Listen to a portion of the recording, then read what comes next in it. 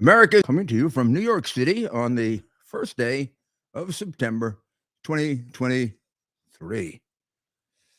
Well, let's begin. Let's begin. Oh, let's begin with a contribution of President Biden. There have been many. He has done many, many things. He is right about that. We will agree with him that he's been very accomplished, except, well, their accomplishments are like this. And let's take a look at the photograph, Ted. We've got a photograph right there. That's a chart. That's a chart of one of Biden's contributions right there, the one right in the middle. Show it to the people here. There's the chart. See it? Okay. So that chart is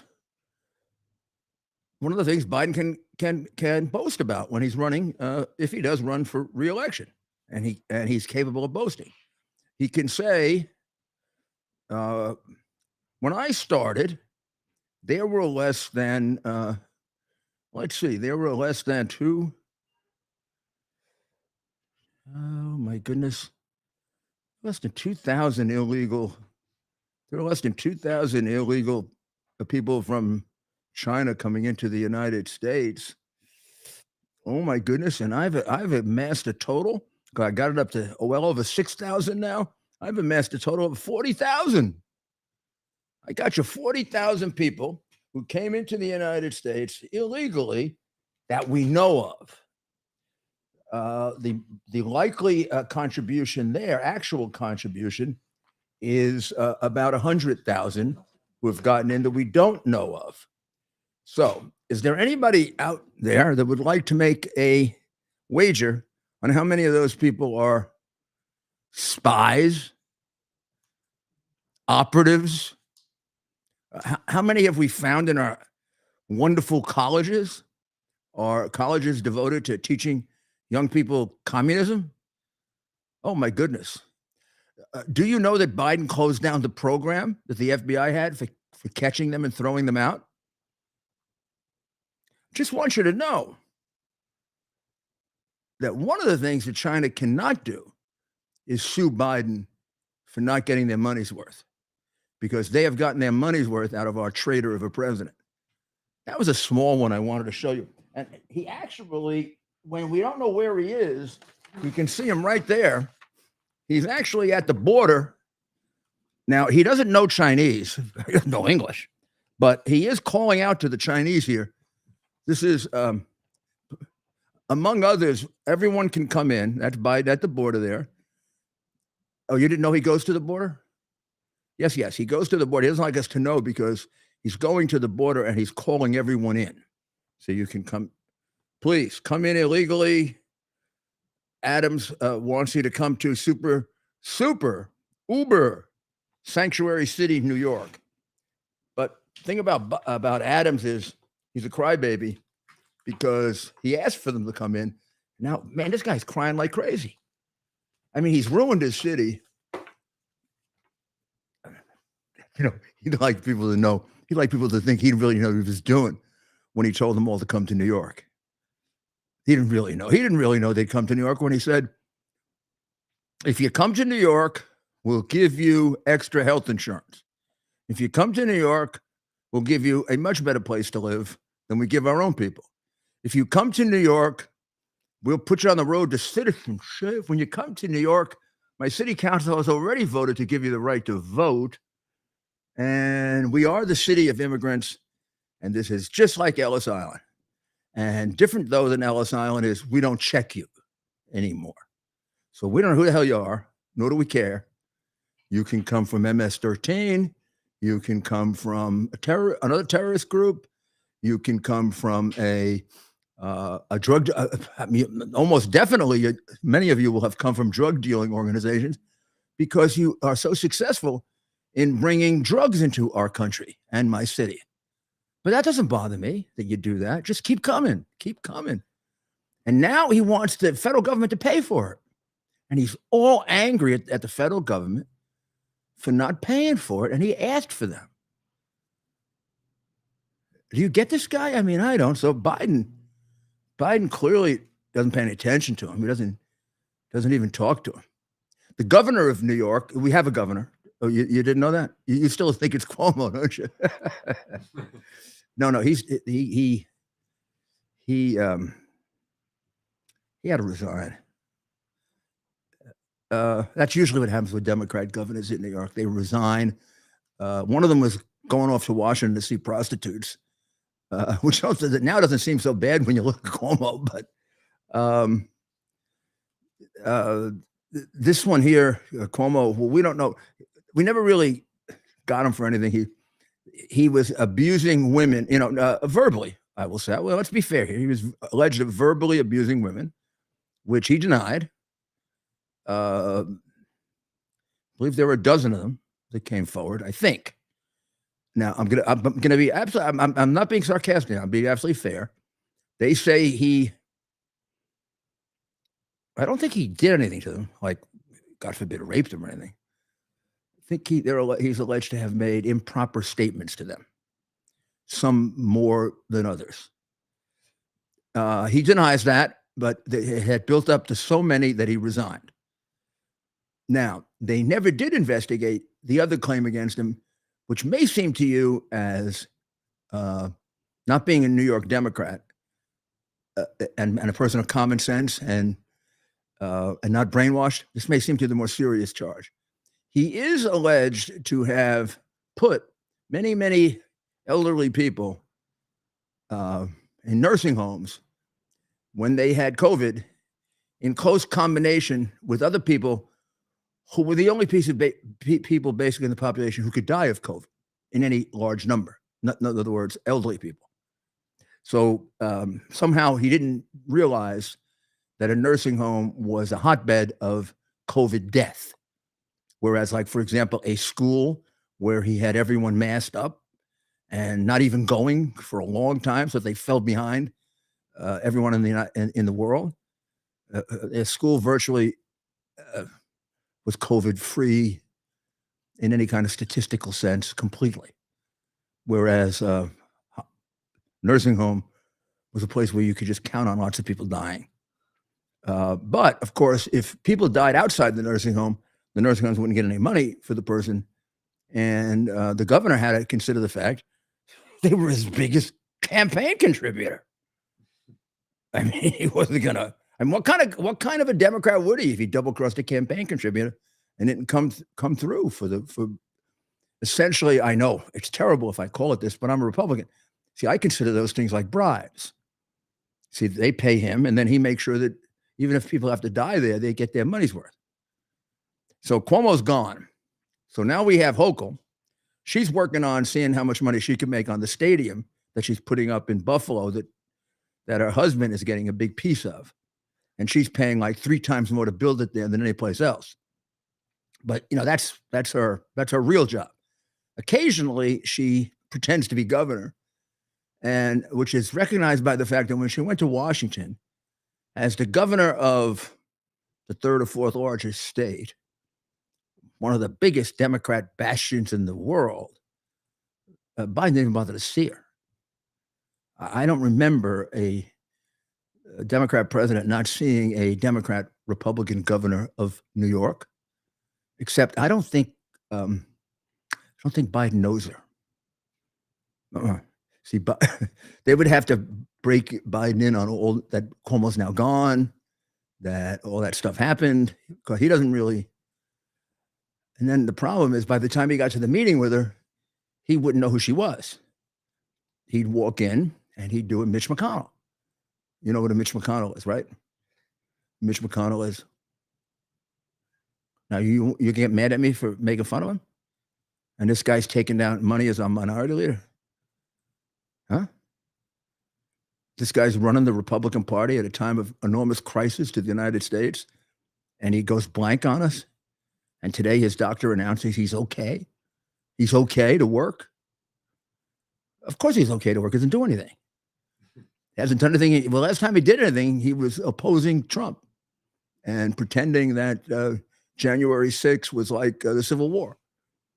and either falling for all of the bullshit that exaggerated January 6th way beyond what really happened. And I'm not saying anything bad, something bad happened. Things bad happen all the time. In this city today, probably 10 things much worse than January 6th happened. And more people died than January 6th. I mean, in Chicago, every weekend, a lot more people died than January 6th. But it was the worst, according to the communist propaganda. It is decreed January 6th is the worst insurrection in the history of the United States. January 6th is worse than Civil War. It's worse than September 11. It's worse than anything. It's just worse. January 6th is a coup. Then you ask questions like, this insurrection you're talking about, and you write about in our crooked newspapers every day, you just call it insurrection. Even some of the crooked newspapers call it an insurrection. Can we just examine that a teeny bit since we have free speech? Oh, we can't. I forgot. We don't. I'm sorry. Jean-Pierre, what's her name? Jean-Pierre Paul. Is it Pierre Paul? No, that was the guy for the Giants. Jason Pierre Paul, JPP. Yeah. Her name is Karine Jean-Pierre. Karine KJP. Jean-Pierre. KJP. Have you ever seen anybody lie more often? Does she? You know what they should do? When she goes to a press conference, they should put like a big red light on when she's telling the truth. Because then, otherwise, they'd be wasting a lot of electricity if they had it on when she was lying. Like everyone, when she tells the truth, they should get up and give her a standing ovation. It only happens like 2 or 3 times a week. Maybe an occasional thing like the president had his ice cream tonight. We can be pretty sure of that. Question is, would she allow me to ask, did he have it himself or did somebody feed it to him? That would be the question. So the Proud Boys got it good. Oh boy, did those guys get it. So two of them got sentenced by Judge Timothy J. Kelly, who is actually one of the more moderate state judges, the Biden state, the regime judges. They're not really United States judges any longer. They're regime judges. The regime judges in the District of Columbia have put these people away. A lot of them are going to die in prison as a result of the tender mercies of the regime judges. So regime judge Timothy J. Kelly gave out a sentence of 17 years to Joseph Biggs and Zachary Beale, who's the president of the Philadelphia branch of the Proud Boys, who are, by the way, one of the most dangerous groups in America. Now, Ted, I want you to tell me, and I want you to look it up. How many people have the Proud Boys killed? Do we know? Are they the answer is 0. But do they have any? I mean, look, the mafia killed thousands, right? The cartels killed thousands. Black Lives Matter during the 2020 riot, and Antifa killed at least 30 people. Just one riot alone in Dallas, the Black Lives Matter got 4 cops killed. So more than the whole insurrection? Yeah. So I mean, Proud Boys have got to have a lot more kills on their scorecard than Black Lives Matter and Antifa and all those people and MS-13 and the Mexican cartels. And right. How many people like kills attributed to them? Like they used to attribute them to the mafia. So these Proud Boys, these most dangerous people, according to our crooked attorney general in the United States, they got it good. They got 17 years for Biggs and 15 years for the other guy, Real. Enrico Tarrio, the head, is scheduled to be sentenced next week. I mean, he's really going to get the book thrown at him, even though he wasn't even there. He wasn't there. He was like doing it by remote. He's gonna be guilty of seditious conspiracy by remote control. These guys were guilty of seditious conspiracy, not an insurrection, but seditious conspiracy without carrying a weapon. Yeah. So they were seditiously trying to interfere and stop the government, but they didn't bother to bring a weapon with them. Oh, and by the way, these two guys, as far as I can tell, and I may be wrong, correct me if I am, I don't think these two guys ever went inside the Capitol. They did, however, and this is how they got, their case was enhanced by the terrorism statute that was passed to deal with the people who attacked on September 11th. Now, this judge, who's the regime, is probably putting that statute in jeopardy of being continued. So we can use it against real terrorists. Because the basis for the terrorism enhancement is based on having them, you would imagine killing a group of people, right? Yeah. Right? You'd Right. figure killing a few people. Right. No. They didn't kill anybody. They didn't even hurt anybody. They didn't even, nobody, as far as we can tell, even had to have a Band-Aid as a result of their terrorist act. But you know what they did?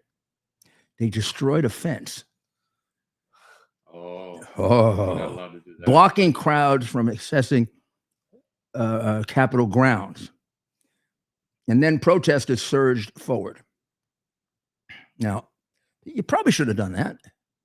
If you did that in New York during a riot, Bragg would not even, I don't know if he even arraign you. He certainly wouldn't have any bail. You'd be out in a minute. These guys were, confined like ISIS terrorists. So the judge is half still not totally gone on Trump derangement syndrome. So he actually questioned completely applying the terrorism enhancement. He made the cogent observation in most terrorism enhancement sentences, we're talking about cases where people are talking about blowing up buildings. Yeah. And we're also talking about cases where they blow up buildings, Judge. He should have finalized it by saying, we've never talked about a terrorism enhancement case where they destroyed a fence. But so he cut the enhancement in half. So instead of giving him 33 years in prison, he gave him 17 and 15. But they were enhanced as terrorists. Imagine what he's going to do to Tarrio, who that remote with that ran the thing by remote. Yeah. This is a travesty. What's going on here, and I'm not paying attention to it, is a sign of how we have submitted to an authoritarian government. The normalization of it. Yeah. Like the people in Congress should go nuts that this is happening right next to them. But they don't. These people are being held in confinement for 2 years without even being charged.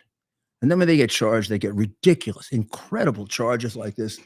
When all over the country, Soros DAs are letting people who beat the living daylights out of elderly people out of jail. They're letting criminals out of jail.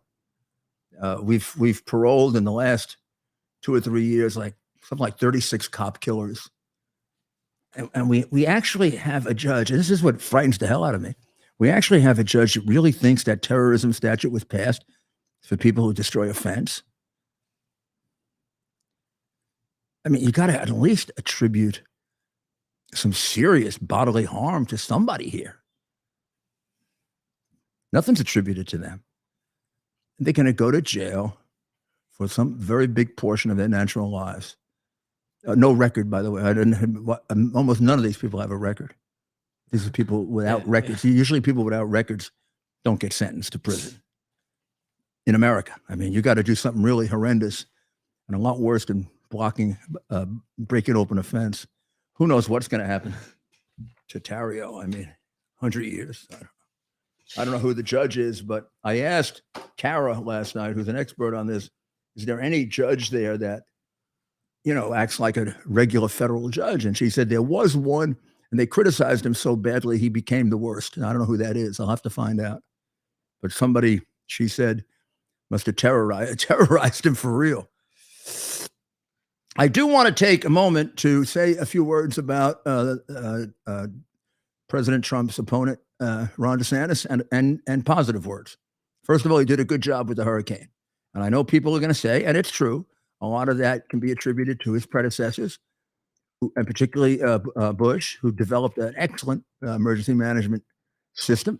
And I will tell you, a lot of it he did by sending people to copy what George Pataki and I did. But a great credit to him that he thought of doing that. The only other leader in America who thought of that was Richard Daley in Chicago. And he has an excellent emergency management system. Too bad the Chicago constant weekend murders aren't considered emergencies. Maybe they would, after 55 years, see if they could save a couple of black lives there. But they're showing no indications. And under their new mayor, whoa. But DeSantis did a good job with the hurricane. Congratulations, Governor. I know good emergency management when I see it. I saw it. And it is true you inherited a good one, but you kept it that way. I know from my own experience as mayor of New York, they can inherit the number one city in America and turn it into a hellhole. Democrats can. And I'll give you an example. There was a Democrat mayor before the recent riots in New York a couple of years ago. There hadn't been a riot in over 20 years. The last riot was when there was a Democrat mayor. We went a whole 20 years without riots until we got Democrats back, who seem to have riots now all over America. Whenever anything happens, that they think it allows them to just destroy a city and to destroy the businesses of blacks and whites and everybody else. So DeSantis, good job on the hurricane. Does that mean he can make a good president? Yes or no. You don't know, and I will say this for anyone, you don't know if someone's going to be a good president until they are a president. There are people that look like they have it that don't, people that look like they don't have it that do. The reason why I am for Trump, there are many, but we know about Trump. We have to guess about everybody else. And I would guess Ramaswamy would be the best of that group. That'd be my guess. But it would be a guess, particularly with Ramaswamy because he's so young. But it would be a guess with DeSantis too. Being a governor, being a mayor is not being a president. Find out. There are a lot of good things about DeSantis and there are some questions about him. And why don't we wait 4 years and find out? Also, the other thing I'll say about him is if you think that if he gets nominated, the press will leave him alone and he'll get a normal election, like hell they will. They've already made him, well, first of all, when he was ahead, there were many articles saying he was worse than Trump. Now, I don't think he's worse or better than Trump because I don't even know what they're talking about. But he's worse than Trump in some way that they don't define. He's just worse than Trump. Now, I think they would rather say, well, it depends on where he is in the polls. Whoever is number two is as bad as Trump. So now it could be Ramaswamy. It could be, well, who else is number two? Is Christie? No, Christie's not number two anywhere. He can't possibly be. Christie's like seems, depending on how much you buy the polling. Is Christie below zero? Yeah. So, I think he might be negative one. New Jersey, just in New Jersey. New Jersey is sitting like a negative in 5. New Jersey, there are people, he has a negative number in the poll, which no one understands. He's really upset about it because it's impossible. He thought he was a great governor. Well, Christie is really, you should see him. He was a friend of mine. I do not wish him ill. I wish that he loses, but I do not wish Chris ill. He's a wonderful family. But Chris, don't get so excited that you're in, you're below zero in the polls. Because I can remember when you got COVID, man, you panicked and you ran to the hospital and you blamed everybody. And I wasn't even mad at you that you right before you got COVID, you were spitting all over me. We were there at a debate. He was right next to me. And, I very tolerant with my friends. And he was like whispering to me. Very often he liked to try out his criticisms before he made them. He would say, I didn't know he had COVID. I just thought it was the usual Chris. Mexico is having an election. I want you to know that because the president of Mexico, and I'll tell you, I'll do the whole name for you, is Andres Manuel Lopez Obrador. a former client of mine, and he cannot run for re-election. He did attempt the usual South American dictator thing of getting a second term. He was declined that. He's been a terrible president under Biden, and he was a pretty good president under Trump, which I'll explain to you in a moment. He is called, to make things easier, he is called AMLO, Andres Manuel Lopez Obrador. AMLO. That's what they call him. And a woman named Xochitl Galvez has won the nomination, and she is, I don't know that I call her right wing. She's center right. She's certainly not a communist. And I don't know if AMLO would actually concede that he's a communist, like a member of the party or not, but he is. I think he does concede it, but I don't want to say that for him. You're going to say, well, why did you work for him? Well, he was mayor of Mexico City at the time, and I actually was hired by one of the people now running for president, Marcelo Ebrard, who was the former foreign minister of Mexico. He was the police commissioner, and at the time was a member of the Conservative Party. And Bernie Kerik and I went to work for them. They were enormous. I got along with AMLO really well. It's really weird. I got along with AMLO really well, and so did Trump. AMLO is the one that Trump worked out the keep him in Mexico policy. AMLO gave Trump the use of Mexican police and even the military to lean on the cartels to cut out the drugs. You know a lot about this for several reasons. Ebrard was his foreign minister. Ebrard was my former client, and my son Andrew worked on this in the White House. And they got fentanyl and drugs down to the lowest level in I don't know how long. To be succeeded by Biden, who, like with the Chinese there, set records for the entry of drugs into the United States, as well as the horrible deaths of Americans. He turned around the situation. So AMLO, I guess, can be worked with if you have the right person. But he is a lefty, and he's now gone way left. Ebrard is a candidate in the primary of he's turned to the left-wing party, left the party that he was with when I was there, and he may well be the president of Mexico. And although he'll be from the left-wing party of AMLO, he is not himself a left-winger. At least he wasn't. When I knew him, he was basically a business background, smart guy too. And I would think, like Trump could work with AMLO, Trump could work with him. Nobody can work with Biden because he doesn't know what he's doing. So we're going to take a short break, and on that rather unanimously agreed to note, we will take a short break. Towers Foundation delivers on its promise to do good and never forget the sacrifices America's greatest heroes have made for us. Heroes who risked their lives to keep our communities and our country safe. Heroes like United States Marine Corps Captain and pilot John Jeremy Sachs. Captain Sachs sustained fatal injuries when his military aircraft crashed during training, killing him and 5 other service members. He's remembered by loved ones as courageous, brilliant, and devoted to his career, family, and friends. John is survived by his wife, Amber, who gave birth to their second daughter 3 months after his death. Tunnels to Towers paid the mortgage on the family home for Amber and their 2 daughters.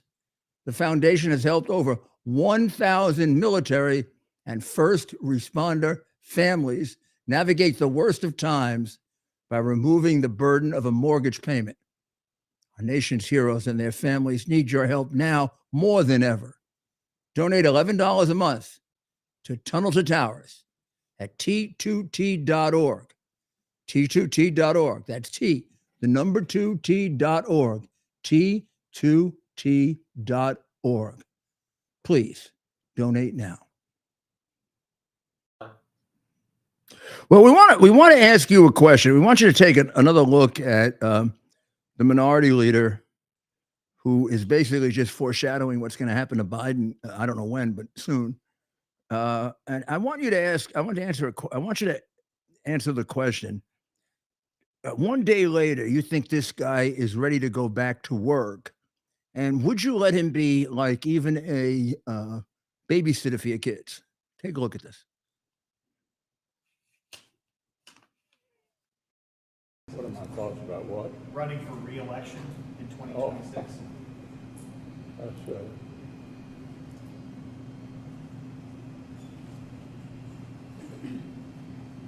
Did you hear the question, Senator? Running for re-election in 2026? All right, I'm sorry, you all. We're going to need a minute. Senator Benny.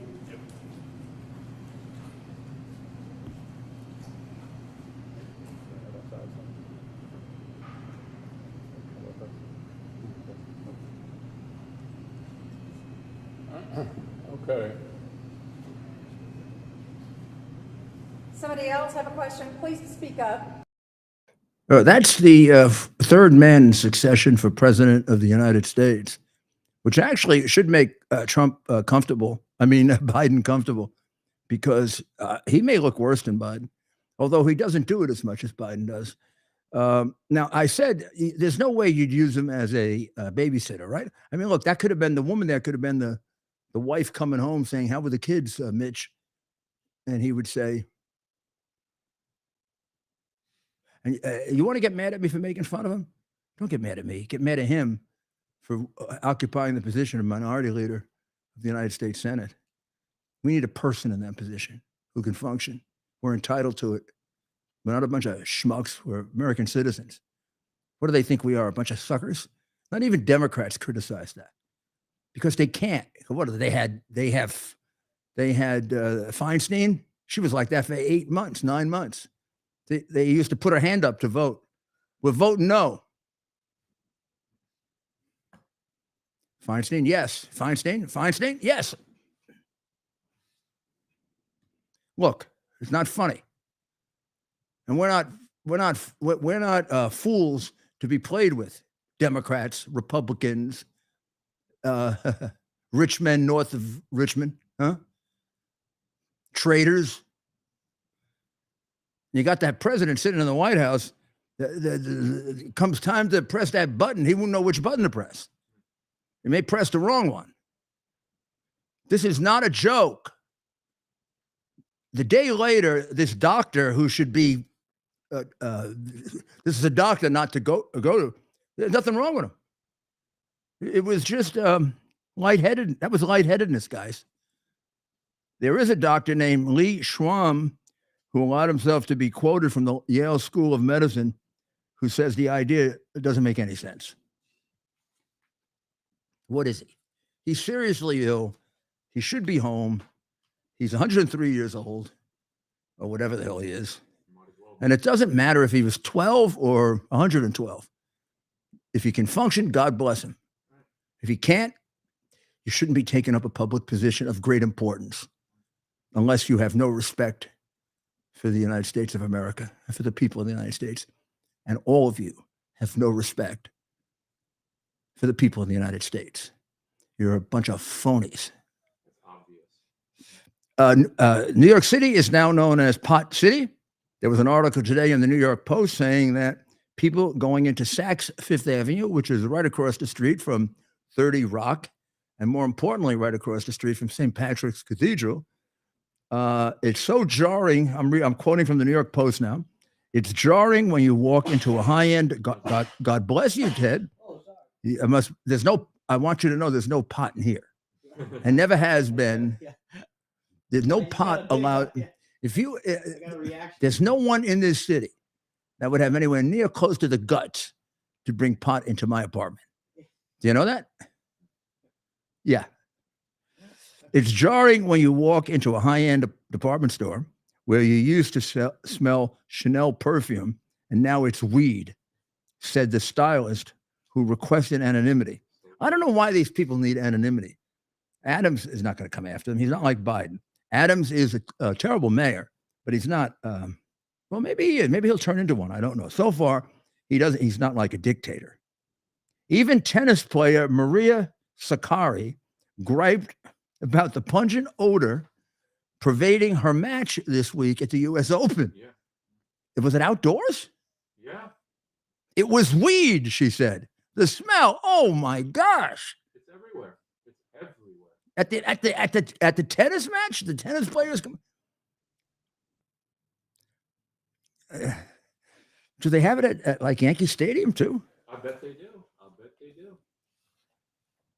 What happens if the ball players get high? They can start throwing the balls in the wrong places.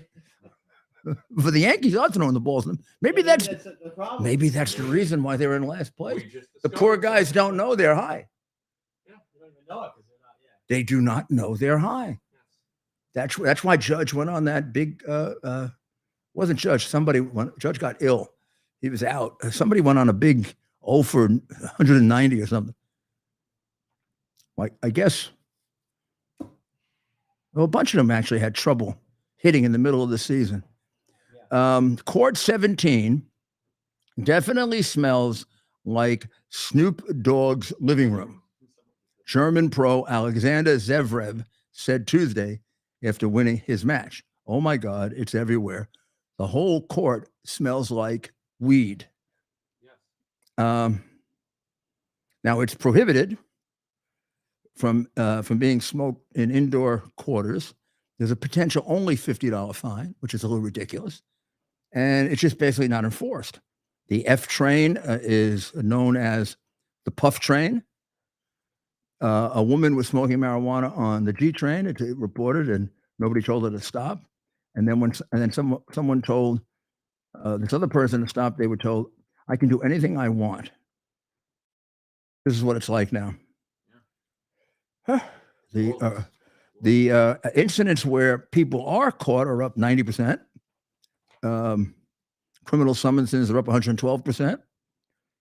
And David G. Evans, who's organizer of the group Cannabis Industry Victims Seeking Justice, said he blames it on Governor Hochul.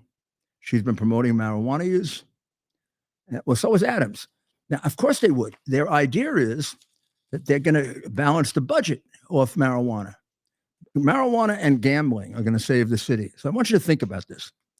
The more people that get high on marijuana, the better off the city is.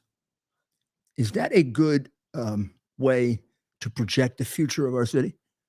In other words, we'll survive financially if everybody's high. Or if everybody's gambling all day. Do you realize how stupid they are? Beyond everything else, do you realize how damn stupid they are? Or deliberate. No, nobody makes money off gambling except Las Vegas. All these cities and states that set up gambling, they're all going to give it to education. They don't. It hasn't been the big change in the city that they thought it would be. They haven't like revived completely. It's going to become, New York's become even more of a hellhole with more gambling and degenerate gamblers hanging around. The more pot can be purchased here legally, the more pot that will be sold illegally. Right now, it's like 1,200 illegal shops and 20 legal shops. So, I mean, it's not even a contest. And they'll buy the illegal because they'll get you a better pot, even though you probably have a better chance of getting the fentanyl pot with the illegal. This is all going to be exacerbated by the fact that we have now a whole new, fresh 100,000 illegal migrants in New York, thanks to Biden and Adams, who's continuing to invite them by his program is to see if we can get them jobs, which will mean he and Hochul will have more of them come here because they'll get jobs here. The only thing Biden is doing that's helping is he's not giving them money to get them jobs. He's telling all of New York, go to hell, you pay for it. I may have caused it, but you pay for it. And he does have one argument. His argument is very simply, you asked for them, Adams. So what the hell are you complaining about? And he did. Except they wouldn't be here if Biden knew how to, well, if Biden wasn't a communist and wanted to basically have a country with no borders. Remember, when Adams brings them to your neighborhood, he doesn't know who they are. Like when he sent the group up to Buffalo, and within 24 hours, two of them raped people. Well, there they had a county executive who sent them back and told Biden what to do with them. But I mean, the citizens of New York can't do that. They can't send them back to him and say, well, put them in your house. At one point, he was going to put them in Gracie Mansion, but like many of the things that Adams said, it was just a big lie. A big, big, fat lie. Because that's what Democrats do, ladies and gentlemen. They get your vote by lying to you. Please vote the party out of existence.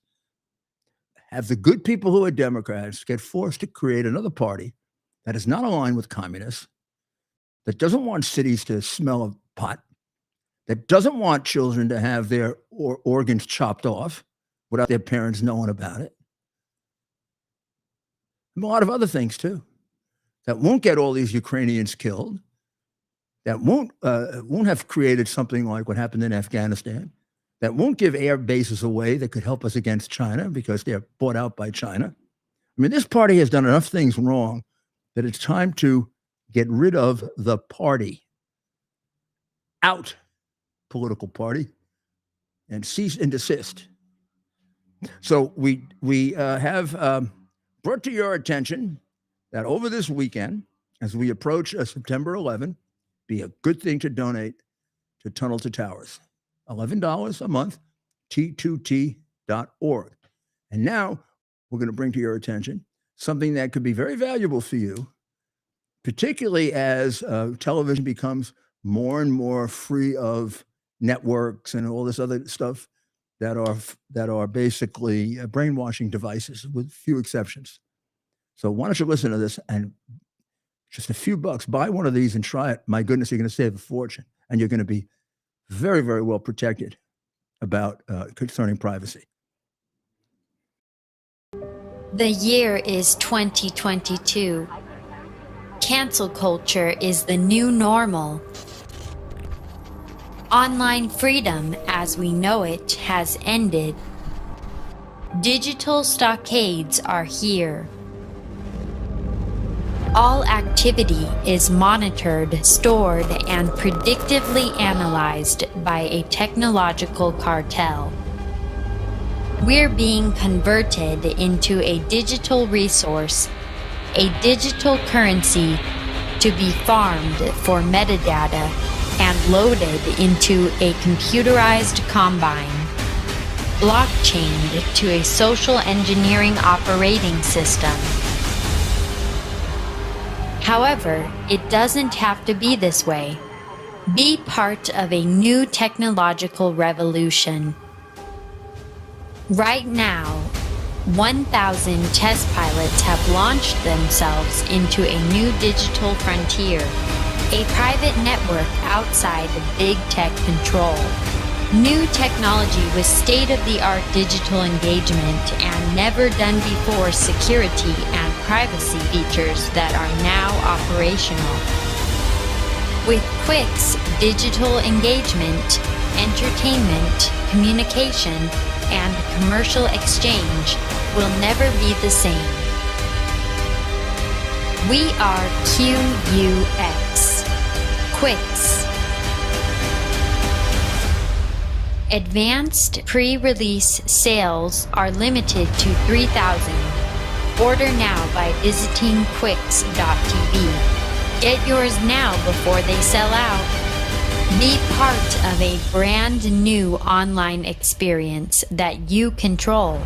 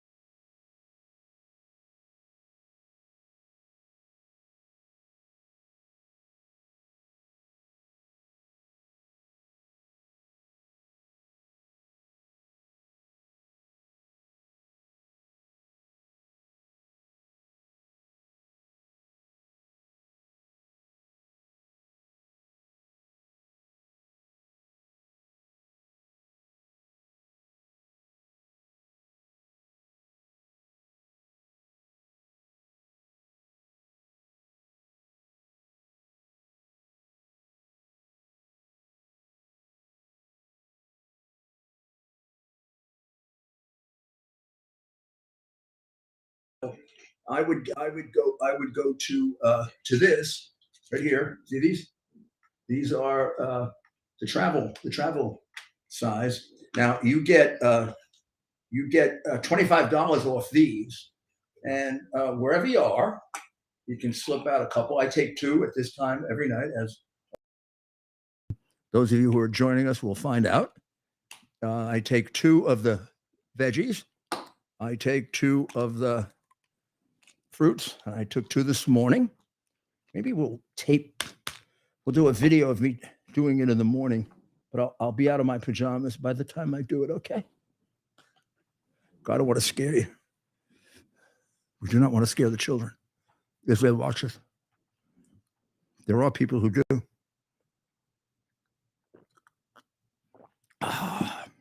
Thank you very much for giving me this little break here. It was so good.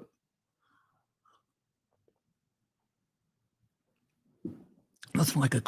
The other thing I should tell you, I think Dr. Howard, who knows more about this than anyone would tell you, this is just an added. Drink plenty of water.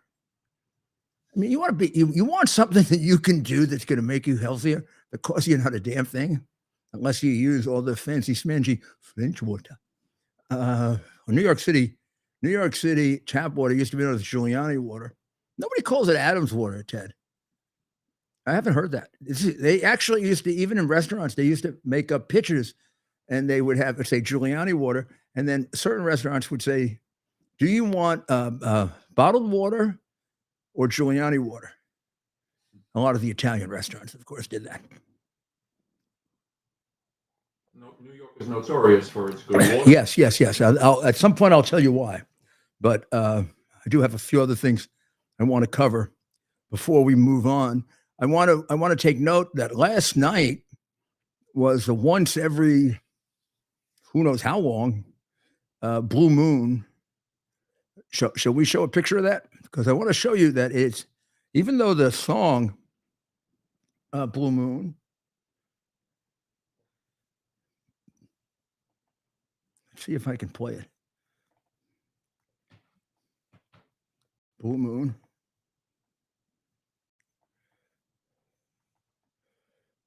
We have a picture up there. That's in Istanbul. That's the blue moon right there. Now, you notice it's not blue, but they call it that. I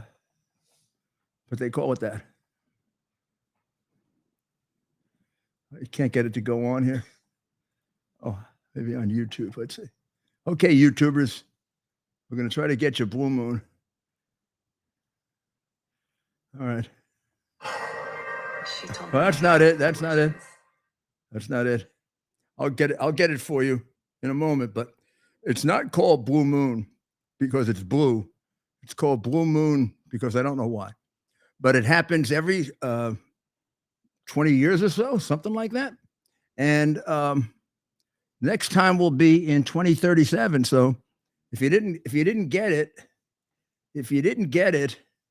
sorry, you didn't get it. Here it is, but I can't get it to play. I will. Here we go.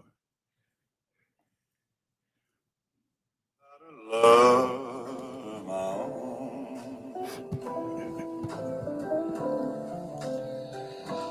Blue moon, you knew just what I was there for. You heard me saying a prayer for. So now, who is that singing it? Don't look. No, I'm not looking. I'm gonna guess. Yeah. And I'm on delay. That is Frank Sinatra. You know, you saw it. No, I don't know. I what- don't know if you saw it. What about you? Did you see it? No, I didn't say it. Okay, who is it? So it's not Frank Sinatra. It didn't sound like him to me. No, I'm gonna say- I think he would feel bad that you said that. I'm going to be ridiculous. 'Cause this is probably so ridiculous. Yeah. But Okay. Fred Astaire. No. Dean Martin. Dean Martin Dean was that was my Martin, second okay. guess. I know Fred Dean Astaire. Martin was my second. Gino. It was My parents Dino. starting. Did Fred Astaire sing? He did, but not. And he sang okay, but he didn't have as good a voice as Dean Martin and Frank Sinatra and Perry Como, and they were known as crooners. Perry Como, who just died, Tony Bennett, who just died, was named by Frank Sinatra as the best one. Had you ever met him? Yeah, sure. I just met him a few years ago in London. Tony Bennett? Yeah, I met him a number of times. I met him. Like a beautiful I did a special day for him in New York because he's a graduate of New York High School and a good friend of my friend Peter Vallone, the Speaker of the City. I knew him fairly well. Very nice. Peter Vallone knew him from childhood. Yeah. I had Peter on my show when Tony Bennett died because they grew up together, and Peter was the city council speaker when I was the mayor, so he was my partner in city government, and he was excellent, just excellent. So this weekend, I think everyone is taking stock of the latest indictment of President Trump, and all I can say is he's blowing out the Republican primary. I don't know how many times he's hit over 60%, but this week in a number of polls, he's gone over 60%. And in more than a few polls, DeSantis has gone into single digits. Now that's pretty amazing with the fourth indictment, but it's a testament to the fact that the American people have common sense and decency, and they realize that what is being done is indecent. It's completely obvious. 4 indictments, and now these judges are placing the cases, the day before a Super Tuesday primary. One of them now wants to do one right before the election, like in late October. Well, I mean, they really should do it earlier because of the early voting if they really want to affect it. But there's got to be a way that somebody can step in and say, cut it out. I mean, it's all in concert. I've been saying this from the day they called me up and told me they were excluding the Republicans from observing the ballots. And I found out they were doing the same thing with the same procedures in just 5 other cities.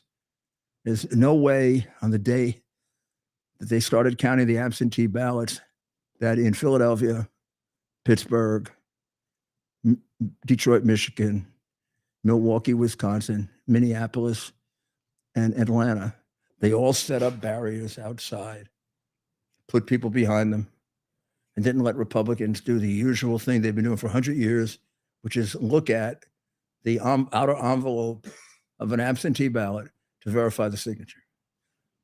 They couldn't all have thought of it on their own. They couldn't have all thought of the barriers.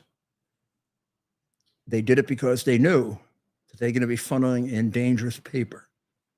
In other words, phony paper that any observer would be able to see immediately wasn't an absentee ballot, in large measure because they didn't have time to do all the things that had to be done, to develop an envelope, to fold it over, vote for the down ticket, and that people would be able to observe that these were ballots that were rushed in, complain about them, and they complain about enough of them that the election would they wouldn't be able to steal the election.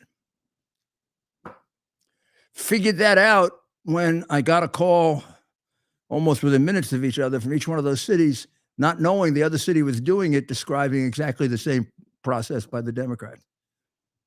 And then, of course, we went and corroborated it with over, I don't know, altogether there must be 700-800 affidavits, and you have the report of Senator Ligon in Georgia corroborating all that, and I'm being persecuted because of it, disbarred, with the most ridiculous. I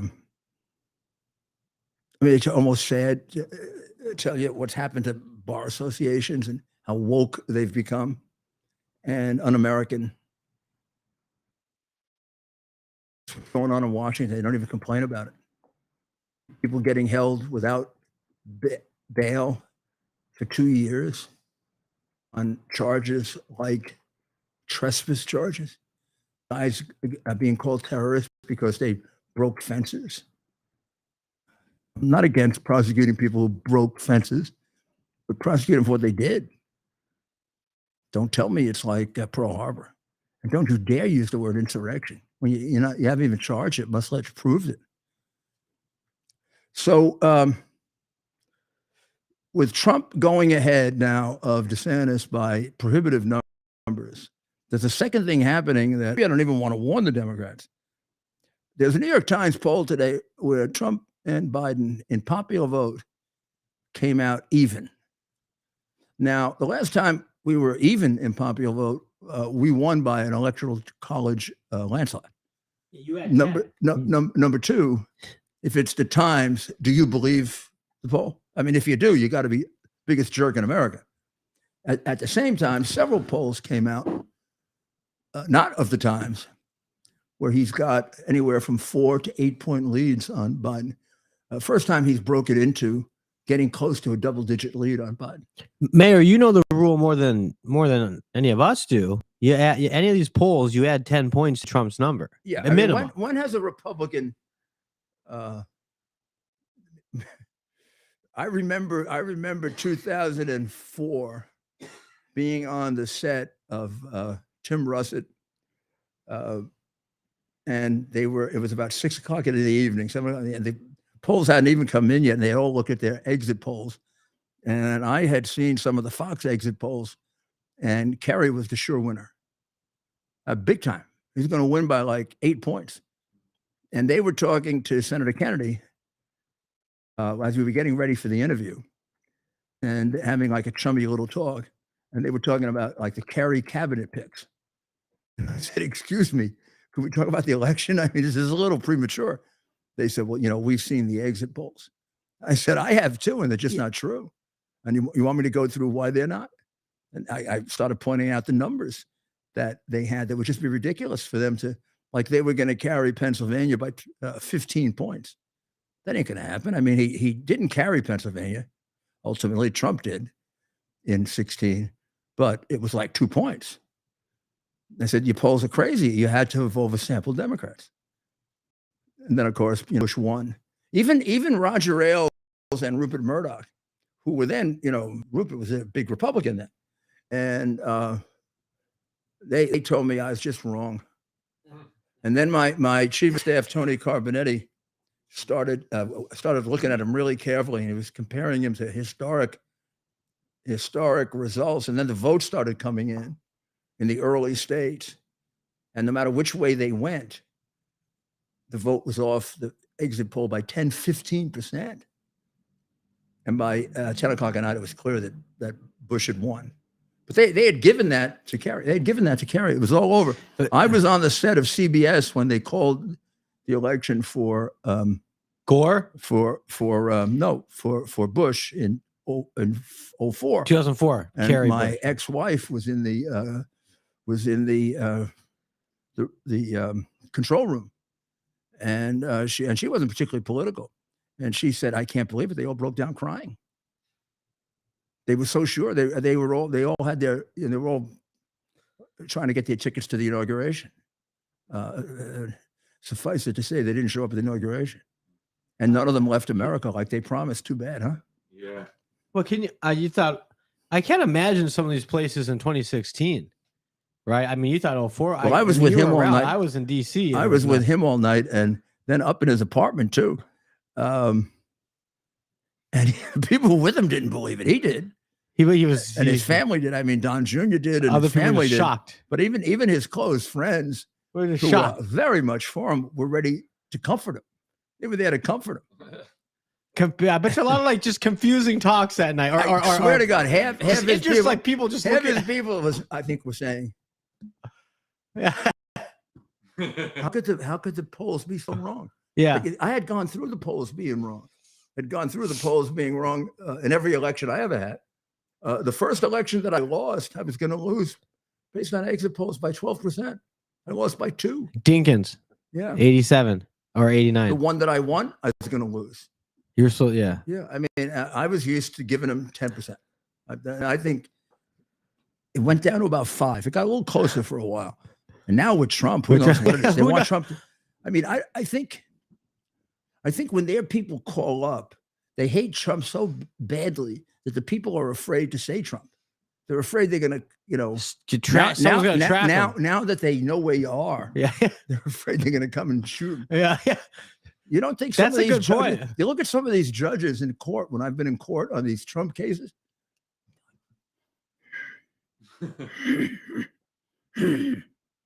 Overruled.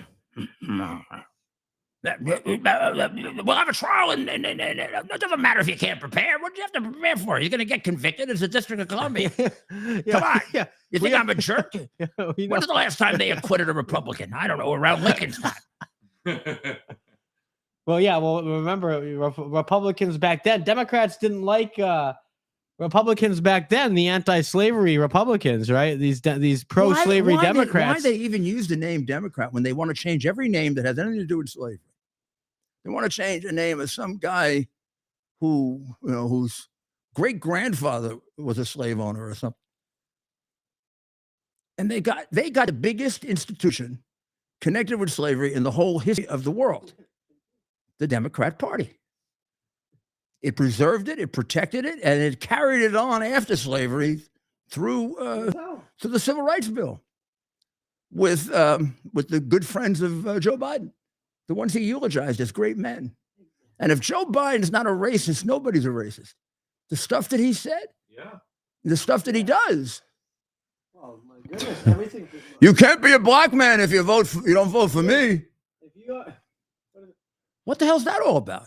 But if you support, if you don't vote for me, you ain't black. I If mean, you support so Trump, you ain't so black. that's That's the white that's a guy without a filter.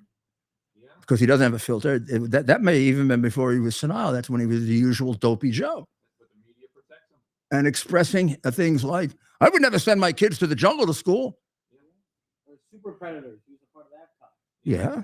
How much he didn't care about. How While little Hunter was smoking all the crack in the world, he was putting blacks in jail for 1,000 years for crack. It never bothers him. How about the people he puts in jail on gun charges? And Hunter was, as a drug addict, was walking around with a .38 revolver, which is a 10-year felony. And every Democrat who believes in gun control is like a madman on those things, except if it involves Hunter Biden. Hunter Biden is allowed to violate a serious gun law. I mean, drug addicts shouldn't be carrying around guns, and you shouldn't be able to get off from the charge because you're a drug addict, which is what the crooked district prosecutor said. We should have known he was a crook when he said that. Think of the stupidity of it. You pass a law so the drug addicts are deterred from carrying weapons, and then you let everybody off who's a drug addict. Like, haven't you broken the law by doing that, by interpreting the law away? But you see, they're incapable. This has been driving me crazy for years, watching the liberals do this. When they get into this Trump derangement state, they're unable to think with any form of logic at all. The emotion of hatred takes over. And I see it with these judges. I mean, they become completely irrational. What is that? As informed as we are, we still can't put a finger on why that is. Why? Well, I mean, for the ones in the know, it's self-preservation. For the ones in the know, it's preserving a system from which they are benefiting immensely. Like if we talk about the Washington group, and including, I mean, the worst place in the world for anybody to be tried would be Washington, because it's controlled by the thinking of these people. I mean, it's 98% Democrat, 98% crazy Democrat, and they just don't think logic doesn't work. Like, where would you come up with rising crime and with a city like Chicago, with tragically so many black people being killed almost regularly every weekend? Where would you come up with to fund the police unless you were irrational?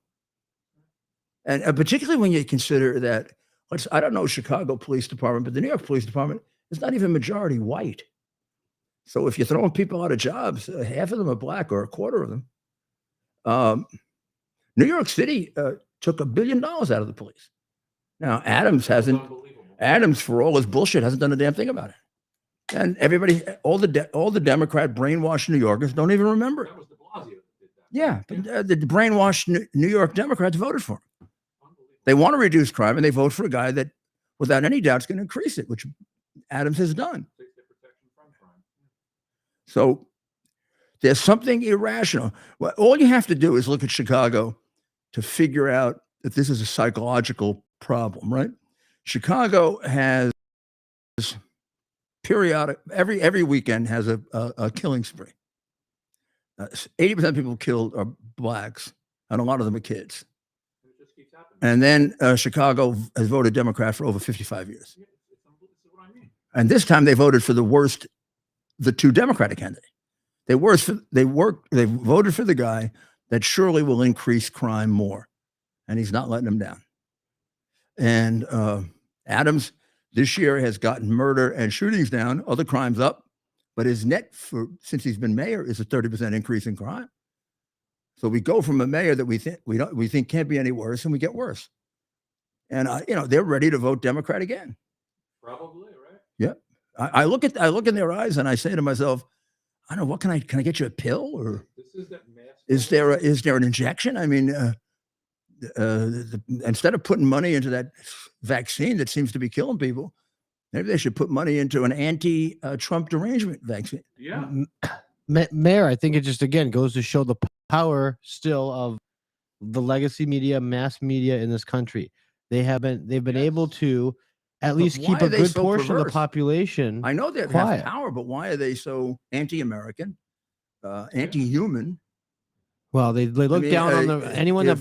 So, I mean, whether you agree or you don't agree with abortion, to think that some people would very strongly feel that it shouldn't happen because it's killing, or let's say you might think it was potential human life.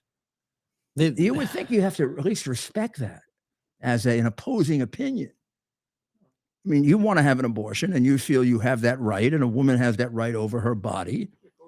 You can also think that there are other people, including women, who believe that once their body takes on another person, or the potential potential for another person, your options are limited. Which many women do that. They do But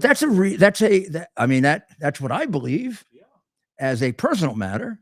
Yes. I also realize in society it's debated enough, so we have to have some leeway for the people who believe in choice. And that's why I would personally support, and this is after years and years of really struggling with this, I think the idea of a period of time in which a woman has to make up her mind is a fair compromise, even though personally, I think that's a serious sin. And would not do it myself. Right. But I do believe there are people who are of as much goodwill, just as religious or more, who do believe there should be a short period of time. But beyond that, I don't think there's any room for debate. I think when you get to the outer end where the Democrats are, which is into the seventh, eighth, and ninth month, now I'm sorry, you're talking murder. Yeah. And it's not even just the length of, the specific time, Mayor. It's how they seem to celebrate it. They cheer. Well, they cheer. When the New York State Legislature passed under Cuomo, a Roman Catholic, when they passed the bill that allowed abortion up to the last day, they had a standing ovation in the chamber and big parties that night. Talk about deplorable. It should be solemn. Even if you're for it, I understand the position. Remember what was Clinton's formula? Infrequent, rare, but available. Rare. No, it's only 3 words: rare, something, and. Yeah, I know. I can't think of it. Yeah, we'll look it up. Let's look it up. It should be something. Clinton. Yeah, look, it's one thing to have that position of thinking of it from a woman's perspective, and for some reason putting that ahead of the unborn child, which I can't do. And I know I get very much criticized, as do other Catholics who take a Pro-life. somewhat different, I consider myself pro-life, Yeah. but I will say that I live in a democracy. Oh, I see what you're saying. You're I live in a compromising. democracy, and if we talk about the first 3 months, I think within that period of time, we have to give some degree of respect to the people who look upon it differently than we do in large numbers. And it's at least a thoughtful position. But when you're talking about, let's get to the extreme now, 7th, 8th, and 9th month, Crazy. now there's no argument for that. No. And then it says to you, maybe they're not in good faith at all when they hold a Yeah. position like that, and maybe they shouldn't have the first 3 months. Although I still Yeah. think you have to do that, but it does say they're the ones who really are in bad faith, Yeah, they're not the celebrate, pro-life yeah. people. The pro-life people have a very simple position, Yeah. which you have to respect. From the moment of conception, they believe has to be protected. Precious life. That and in life we all lose options as we make choices. So let's say you're very poor. You say, well, you can have an abortion. But let's say you're not very poor. You have the baby, and 2 years later, you become very poor. Can you kill the baby? Of course not. Right. You have accepted that responsibility. So there are people that believe you accept that responsibility when you become pregnant. You're now responsible for the life of another person. That's why it's such an important decision. And to say, oh my God, I'm a woman, you can't do this to me. Well, I'm not sure we can even define a woman anymore. Maybe you don't get to say that anymore. Of course, but of course you're a woman. And of course you can get pregnant. But because that doesn't mean you can do anything you want with what happens. Do you agree? So You that's have- not a fair argument, right? What? That's not a fair position. The idea that men can't even opine on the issue. Of course not. I Right, mean, okay. you can't make babies without us. Although I think they're going to try. I think they want to do away with us. I think the left and the communists, and they certainly want to do away with fathers. Black Lives Matter is explicit about that. Their second proposition is to get rid of the nuclear family, and they consider fathers to be burdensome and difficult. Well, you think about the problems, not just for black kids, but for all kids that are fatherless. And not that a single mother parent can't be wonderful and at times overcome the odds, but the odds are against you. If you don't have a father, the odds are against you. It doesn't mean you can't be more successful than people that have a father. Yeah. But we're talking percentages now. We're talking social science as opposed to, just singular situations. This society would be a lot better off if everybody grew up in a 2-parent family. Sure. We'd have less crime. We'd have less problems. We'd have considerably more success. More empathy, maybe. Yeah. People with more love, people that are more complete in terms of their personality and their emotional ability. I mean, I don't think there's a serious person, scientist or not, that doesn't agree with that. You got to be a communist not to. That was Marx's biggest target, was God and the family. Yeah. God and the family. Biggest obstacle in a rational system like communism are people that are ideologies that raise the value of humanity. If you raise the value of humanity, you can't herd them into one thing and boss them around. And that's what happens when you have a religion that makes humanity something created by God and loved by God. That's what happens when you have a family that loves their child unconditionally. They're not going to let them become communists because they inherently realize how unfair it is, particularly to the achieving child. Imagine you've got a child that's a great achiever and is going to work their backside off, but nobody else in the neighborhood is going to work, and he's going to work to support all of that. As a parent, you might be able to brainwash a child into that, but you can't brainwash an intelligent, well-educated parent into that, or moral parent into that. And so a big government in the state, they don't like the presence of strong families, right? They don't like the presence I thought of with strong family values. Clinton, I thought the era of big government was over. Yeah. Didn't Clinton say that? Yeah, unfortunately, this isn't the Clinton Democrat Party either.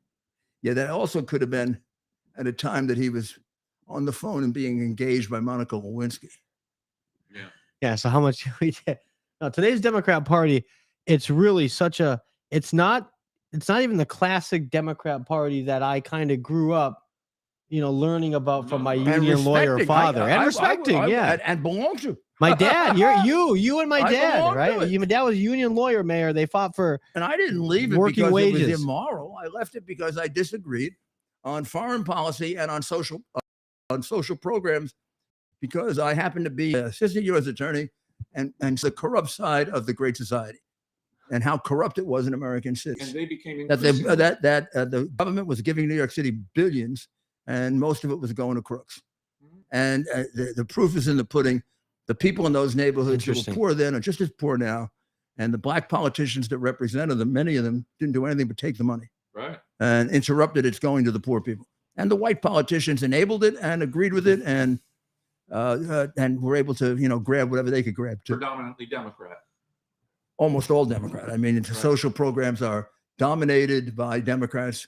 They're not going to hire a Republican. The modern day. And in the places they use social programs, you're not going to find it. They wipe out the Republicans, so they can keep their system of indentured servitude alive.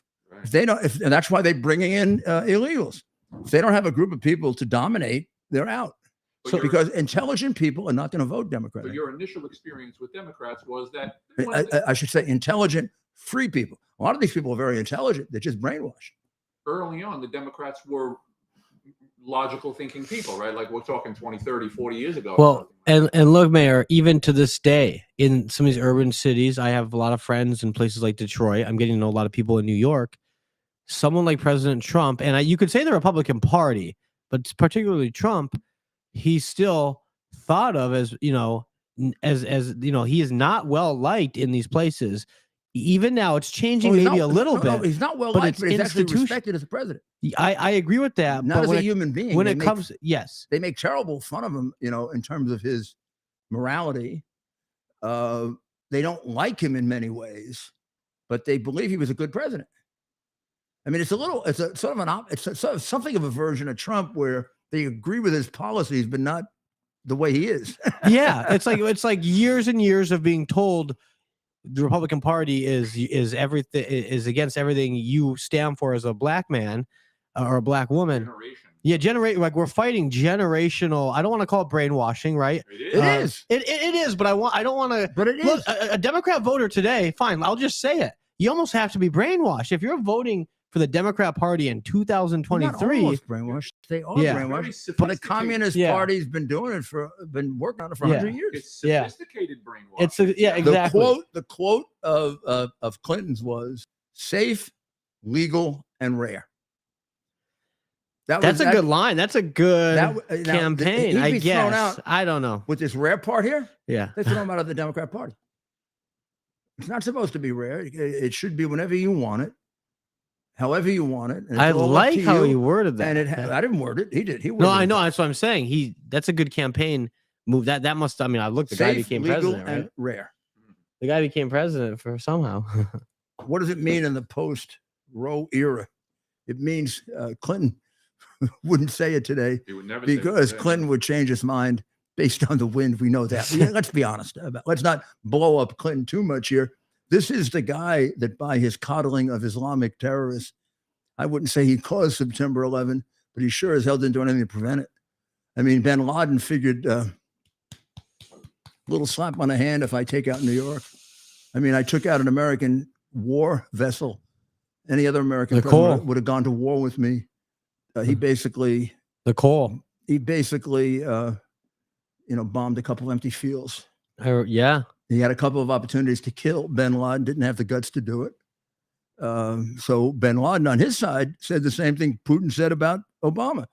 I mean, we probably said it about Obama too, but certainly said it about Biden, which is, I can slap this guy all around the world. I just slap him around. He's not going to intervene. As long as he doesn't intervene, I take what I want. Never would have done it under Trump. Never. I wonder what Putin knows about Biden and Ukraine. Everything. Putin must Putin know knows that. everything. He's got people in Ukraine, right? He's got to have all the other hard drives that I don't. All the other computers. Look, we call it hard drive from hell. You know what it is? It's his computer.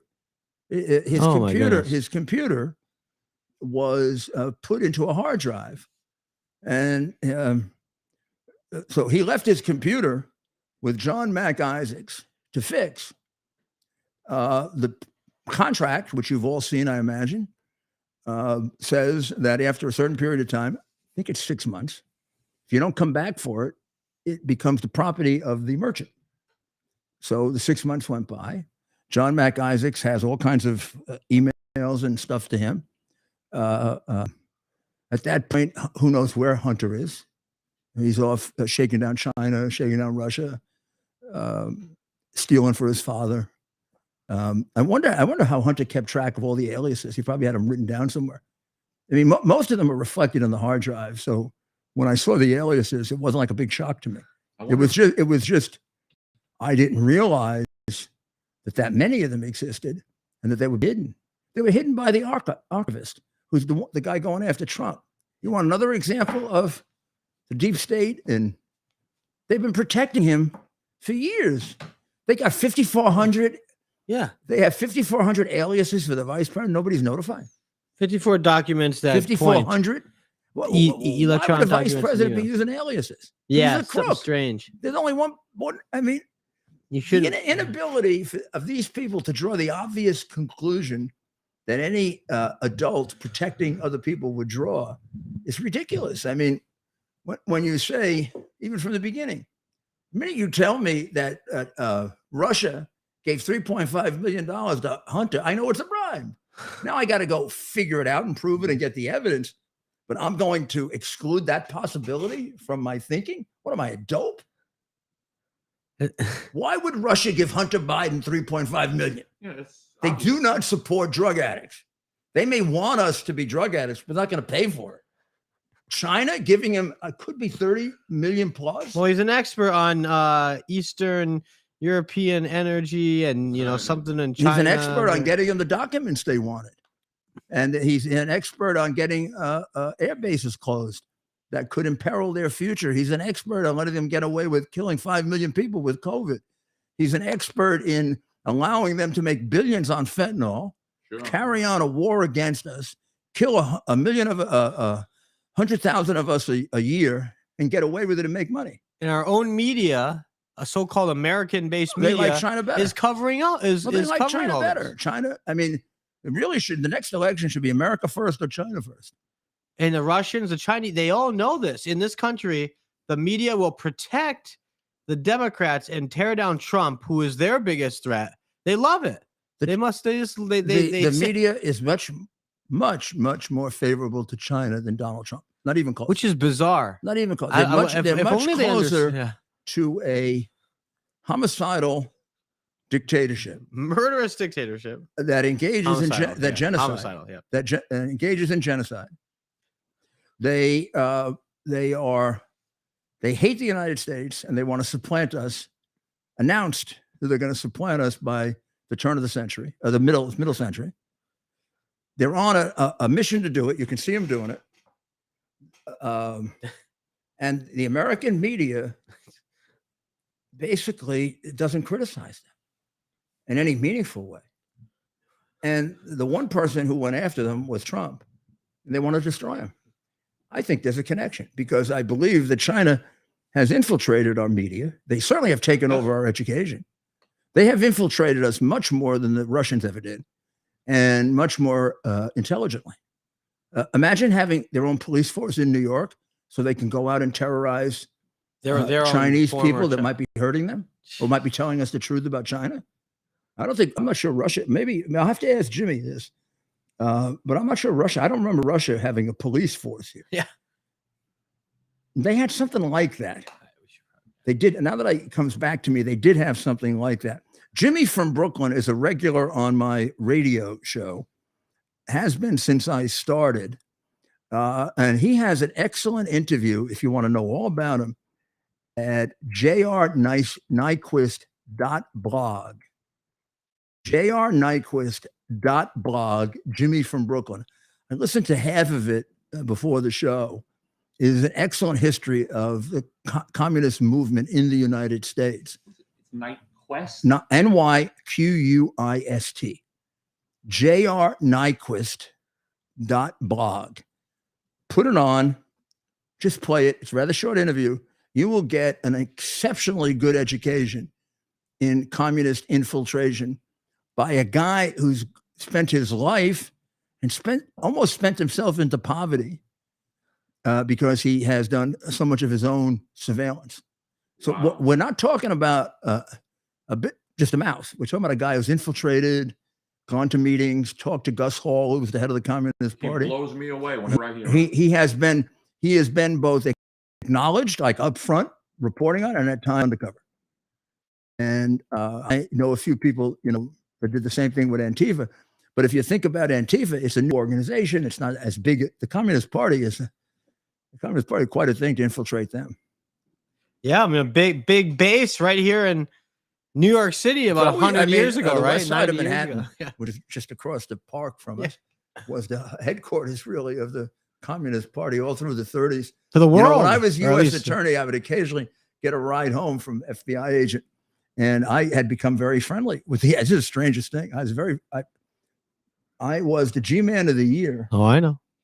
in 15 or 16, 15, I think, 14, something like that. And meaning the top contributor to the FBI in terms of, I mean, they basically said it was like a lifetime achievement award because nobody did bigger case for the FBI than me. My relationship with them was always excellent. Even when I was mayor, it was enormously helpful to me because the head of the FBI was one of my former assistant U.S. attorneys. So I could call him and he would give me direct briefings. That would help a lot because the relationship often between the police and the FBI is a strained one. First of all, it's not that bad in New York because we always had task forces. Even before I was mayor, there was a terrorism task force that we worked on together. When I was U.S. attorney, I was literally the prosecutor for the terrorism task force. So we always had a better relationship, but we still had problems. But what they've done to the FBI, I think if I concentrated on it too much, I could cry. And there have been aspects of this where I will tell you in the silence and solitude of my own room, I've cried about what's happened to my country. I haven't cried for me. I'm not worried for me. I know how tough I am. Isn't that ridiculous to say that? But I know it. You're just not going to get me. Just keep trying. You're just not going to get. I know I'm right and you're wrong. And so far, we put that chart up. I can objectively demonstrate that to anyone out there on the things that have come to full circle now and come out completely. Everything that's come out completely, I have been proved to be totally 100% correct and painfully truthful. You agree?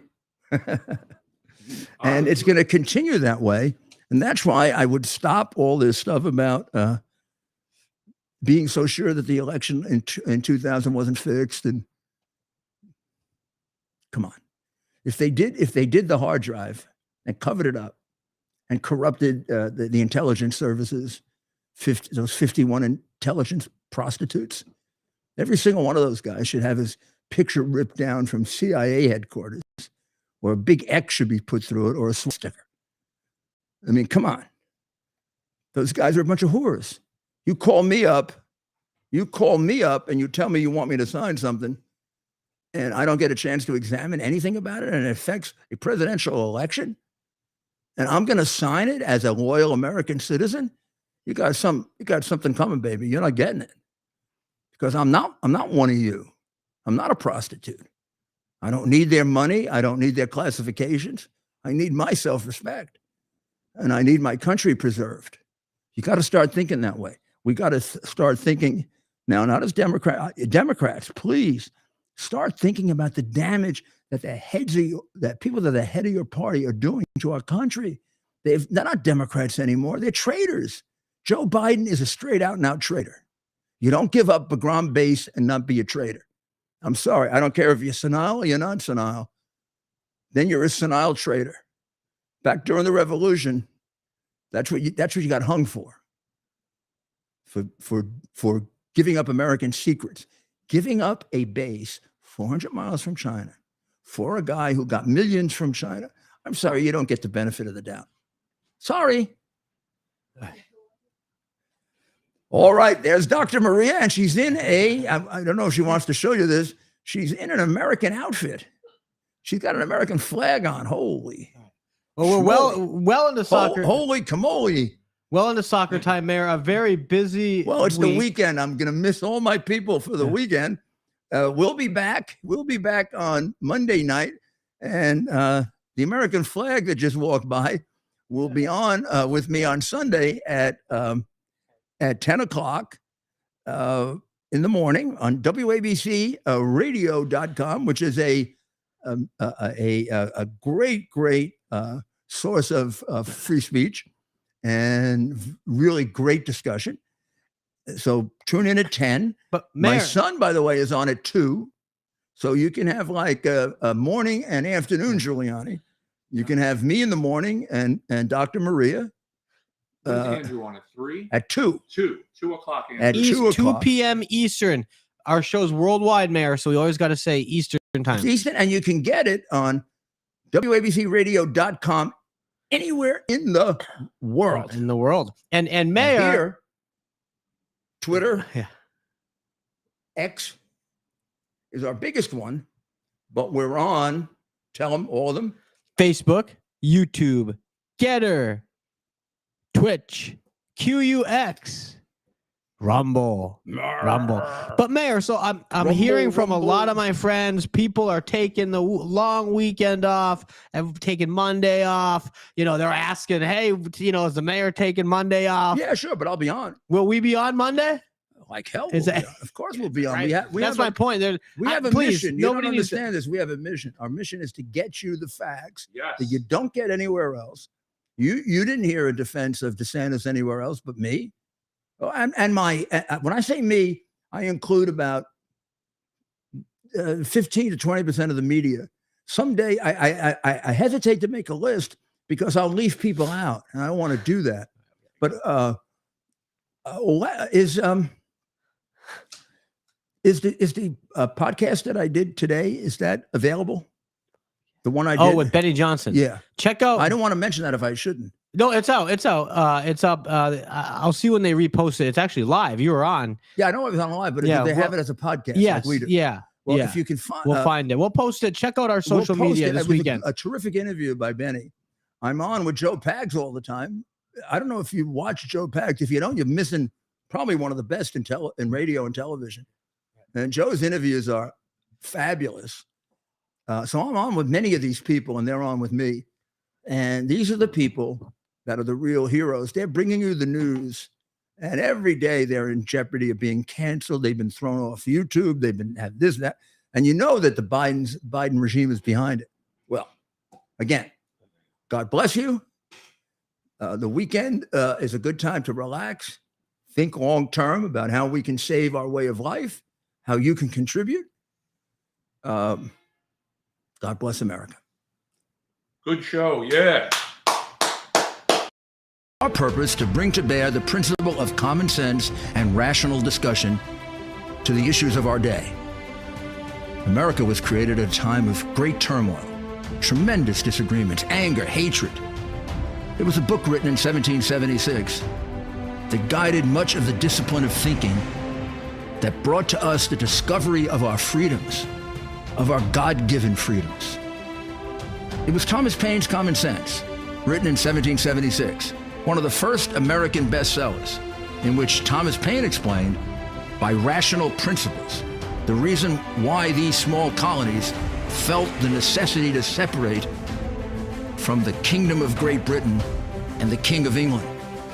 He explained their inherent desire for liberty, for freedom, freedom of religion, freedom of speech, the ability to select the people who govern them, And he explained it in ways that were understandable to all the people, not just the elite.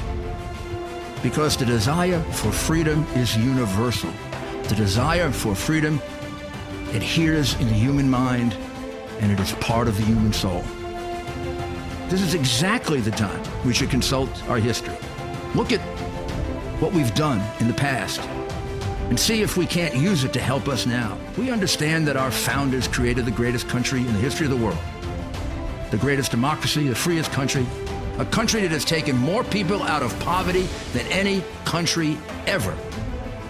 All of us are so fortunate to be Americans. But a great deal of the reason for America's constant ability to self-improve is because we're able to reason, we're able to talk, we're able to analyze. We are able to apply